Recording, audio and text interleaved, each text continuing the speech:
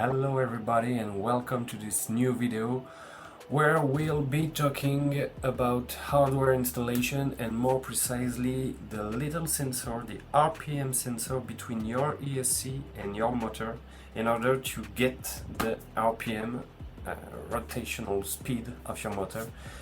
And from this data, the analyzer will be able to induce the speed of your vehicle and to draw the speed traces you'll need for analysis. So here on my screen you see there is everything you have in the kit when you receive it, and what we are going to be looking at today is this sensor and the cables needed to plug it between your AC and your motor. I recommend using this LRP high flex sensor cable because it's way easier to install it and wrap it around the power cables between your motor and your AC. Don't even try it with a regular hard sensor cable because at the end it will be very difficult to have something clean. So as you can see here on my screen, I've got my sensor LRP high flex sensor cable plugged into the ESC, wrapped around the power cables between the ESC and the motor, and down to the sensor.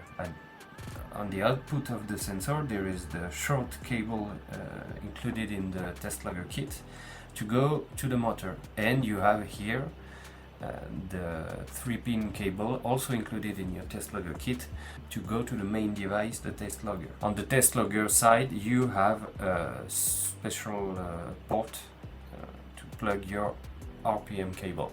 So here you have a vision of the whole thing with the ESC connected to the motor with the power cables.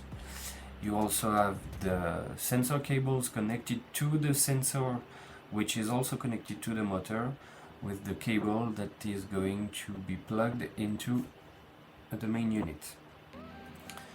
So now you have to put everything down on the car, and with the X424 there's a little space in the motor mount that allows you to pass the ESC wire.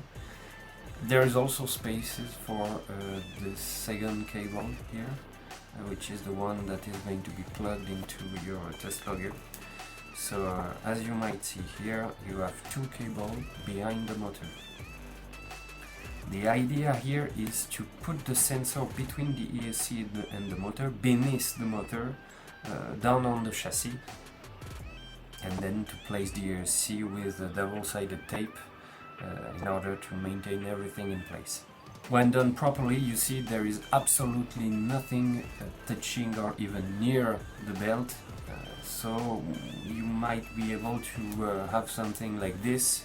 It's way easier once again with the LP high flex sensor cable, so I really recommend it. Here you see I've wrapped the sensor cable around two power cable. I think it's doable with 3. Here I have a 100mm LRP high flex sensor cable, but 75mm will do, or even 120. In that size range it will be perfectly usable. So once you've put the double-sided tape on your AC, you can put back the top deck here on the X424.